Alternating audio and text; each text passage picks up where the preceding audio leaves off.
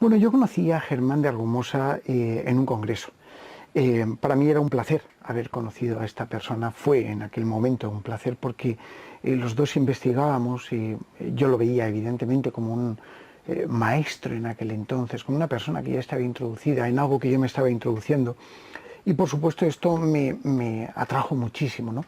Sobre todo pues, por la posibilidad de intercambiar opiniones, de intentar mejorar y por supuesto de aprender de una persona así. Nos hicimos amigos, lógicamente, porque a él le apasionaba el tema de la psicofonía y sabía que yo estaba especializado en el campo de la psicofonía. Me dio muchos consejos de cómo realizar grabaciones, me puso en contacto con algunas personas en el extranjero y por supuesto pues trabajamos juntos. Yo luego pues estuve trabajando mucho tiempo con Sinesio Darnell, que también es una persona que para mí fue un gran maestro, ¿no? Y sobre todo una persona de gran sabiduría, como prácticamente todos mis colegas que ya han fallecido y que han estado un poco en el cabo del misterio. Germán era una persona muy especial. Él tenía una forma de ser un tanto peculiar. Desde el punto de vista filosófico él estaba muy involucrado, se involucraba mucho, le encantaba el misterio, pero le encantaba el rigor. Era una persona que sabía perfectamente que lo que estaba estudiando no tenía un alcance científico de una manera como podría tenerlo cualquier otra ciencia, y sabía que había detractores, ¿no? Esto él lo tenía muy claro y bueno, pues yo creo que poco a poco esto se reflejó en su forma de ser y en su forma de actuar. Germán era una persona muy especial. Luego seguimos manteniendo un contacto bastante asiduo, sobre todo por teléfono, ¿no? Porque bueno, pues en aquel entonces no existía ni el WhatsApp, ni las redes sociales, ni podíamos interactuar por determinados medios. Ahí estaba el teléfono fijo, no el móvil tampoco. Bueno, sí, había móvil, pero no, ya no me acuerdo, pero vaya, que nos llamábamos por teléfono. Y entonces, bueno, pues él se ponía muy contento. Yo le enviaba una revista que hacíamos nosotros en aquel entonces, una revista titulada SEIP, que era de la Sociedad Española de Investigaciones Parapsicológicas, que la fundamos en el año 1995, algo que a él le gustaba mucho, y sabía perfectamente que perseguíamos unos fines y unas metas, sobre todo lo más pulcras posibles dentro de la investigación paranormal, ¿no? Poco menos y poco más puedo decir de la figura de Germán, poco menos diría yo, porque podría decir muchísimo. Germán es una persona que podría ser inagotable. A lo largo del tiempo sí que tuvimos un caso en común, y sobre todo que él fue un gran, yo creo que propulsor, que fue el tema de las caras de Belmez.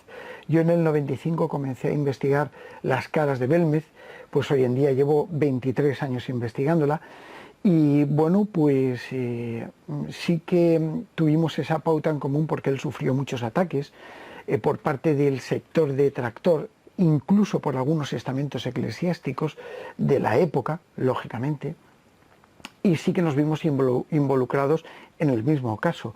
Él de alguna manera en los principios y yo pues en el desarrollo y la evolución de estos fenómenos. Y estos fenómenos fuimos estudiándolos poco a poco, allá donde Germán los dejó. Podríamos decir que la Sociedad Española de Investigaciones Parapsicológicas y un servidor pues fuimos los que tomamos el relevo de esa investigación que Germán inició en aquel momento, donde bueno, pues se puso en conocimiento del pueblo español lo que era la psicofonía por primera vez en el Real Club Yelmo de Madrid, concretamente hablando del fenómeno psicofónico, de esas voces que fueron obtenidas durante el mes de febrero del año 1972, ¿no? Y que aquí se pusieron de manifiesto por parte incluso del propio Hans Bender, pues este famoso y afamado parapsicólogo del Instituto de Parapsicología de Friburgo, ¿no? De la Universidad de Friburgo y Brisgovia. Entonces, dado este tema, pues sí que tenemos un camino en común. Hablamos durante mucho tiempo sobre el fenómeno Belmez, sobre algunos de los matices de algún experimento que hizo él que quedó inconcluso sobre un papel de plata y demás, que bueno, obvia decir que eran experimentos súper interesantes todos los que se realizaron, y sobre todo el fenómeno psicofónico de cómo evolucionó lógicamente en Belmez de la Moraleda y en esa casa de las caras de Belmez, ¿no?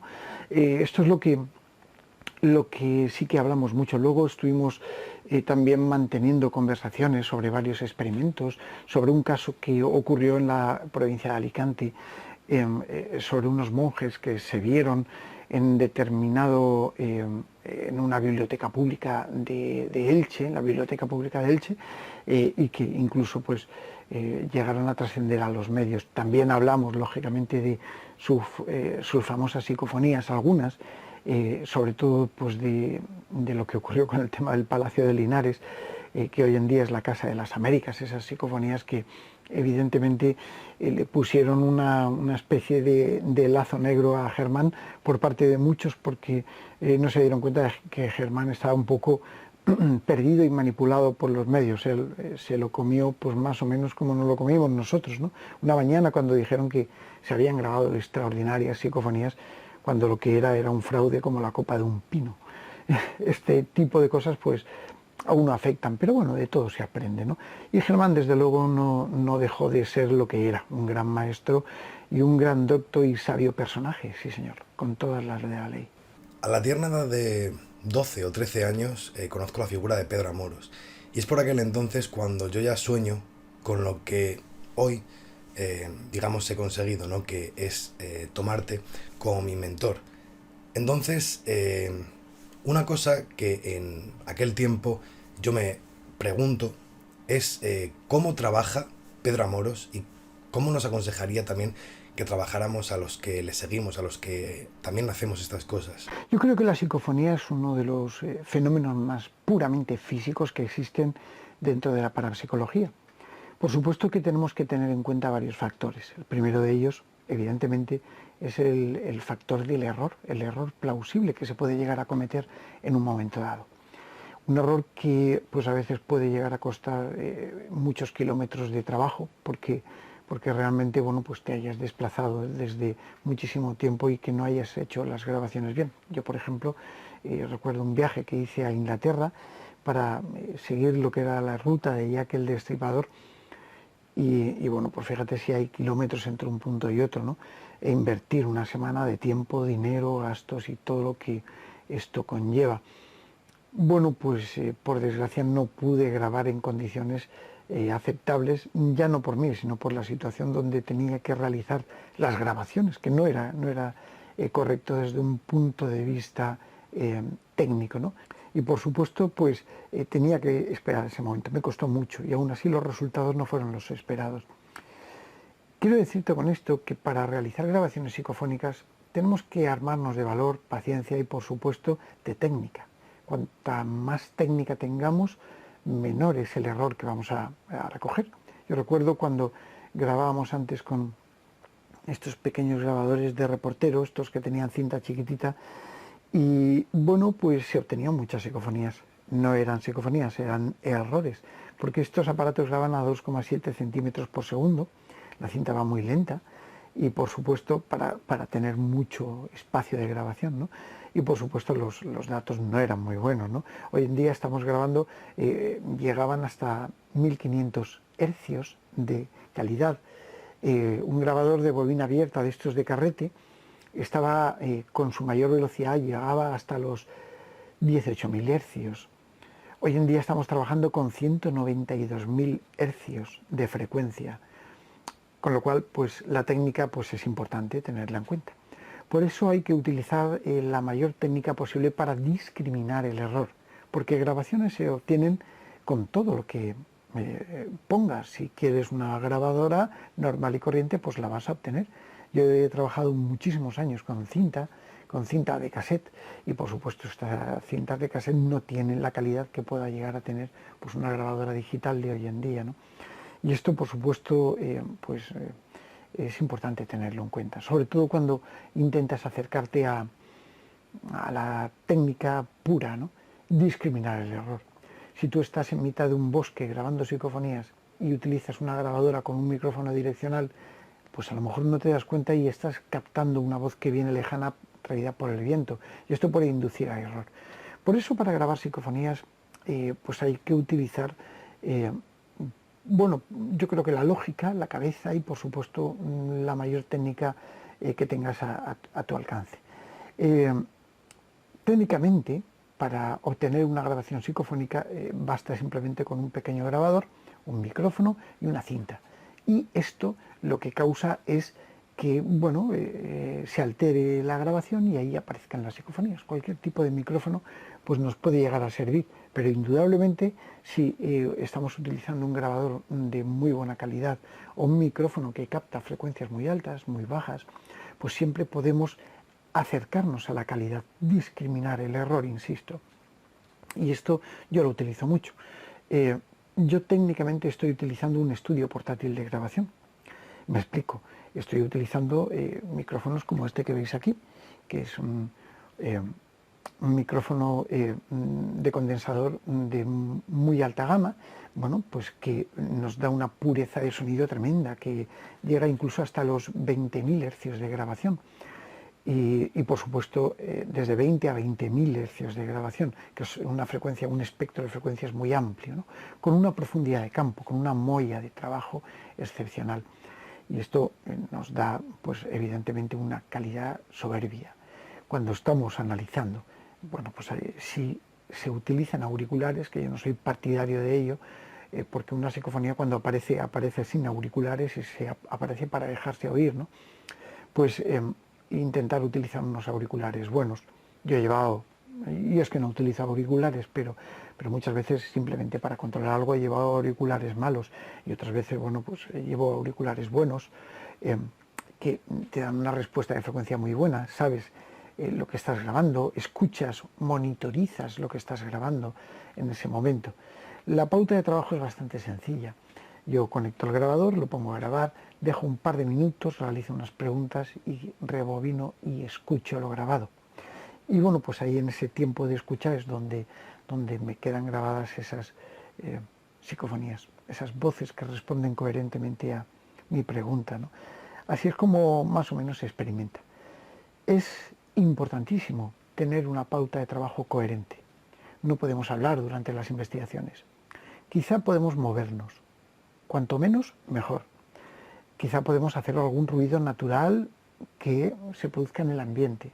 Porque a veces, yo lo expliqué en mi primer libro, yo planteé una hipótesis, que era la hipótesis de transformación de la energía del ambiente sonora en otros tipos de energía, ¿no? Y así, pues poco a poco desarrollé ese planteamiento hipotético experimental que, me sirvió para establecer esa hipótesis de trabajo, que se llevó a cabo por parte de muchísimos grupos de investigación que a lo largo del tiempo se han ido creando, ¿no? Y claro, esto nos ha llevado a comprender que la psicofonía es el producto de una transformación energético-sonora. Este apartado que yo desarrollé, esta hipótesis que yo planteé en su día, pues sirvió también para comprender un poco cuál es la génesis y el origen de las psicofonías. Por supuesto, esto significa que cualquier ruido ambiente puede llegar a ser modulado.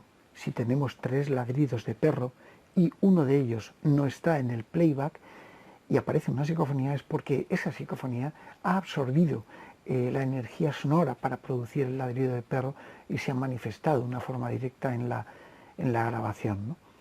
Esto es lo que me sirvió a mí para desarrollar esta hipótesis y así la planteé. Y es una hipótesis que ha sido llevada a cabo por muchísimos investigadores, ha sido experimentada, ha sido plausiblemente comprobada, ¿no? Y cosa de la que estoy muy orgulloso y la seguimos teniendo en cuenta.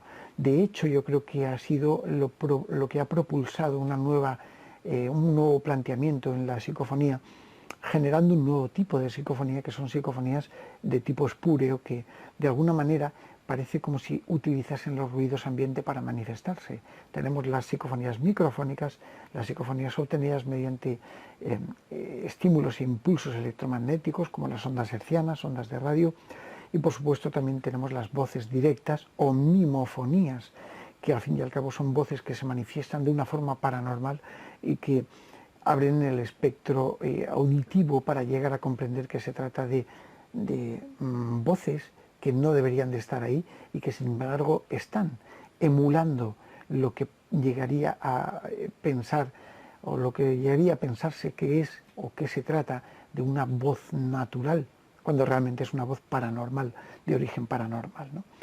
Y por supuesto esta nueva tipología de psicofonías una tipología que establece la pauta de absorción de espúreos del ambiente, de sonidos espúreos, de energía sonora espúrea. Lo que haría sería darle como una bola de plastilina a un niño, ¿no? Tú le das la bola y el niño hace una figura, ¿no? En este caso nosotros proporcionamos una energía de sonido ambiente y este tipo de entidades puede llegar a modularlo. Esto es lo que se concibe y yo bauticé como el efecto portadora, ¿no? El efecto envolvente de la propia psicofonía, y que desde luego pues da lugar a la comprensión de una nueva tipología psicofónica. Hay algunas personas, no sé si es tu caso, que utilizan algunos aparatos concretos en los que parece más que psicofonía, quizás algo más parecido a lo que sería la Ouija, ¿vale? Dado que hay una pregunta y una respuesta inmediata. Entonces, ¿crees que, por ejemplo, una persona, a lo mejor muy susceptible, no debería de utilizarlas? O que quizás, si desaconsejáramos el uso de la Ouija, estos aparatos sí podríamos decir que de alguna manera se deberían de utilizar o no sirven para nada, o en otro caso sí que serían muy útiles. ¿Cuál es tu opinión?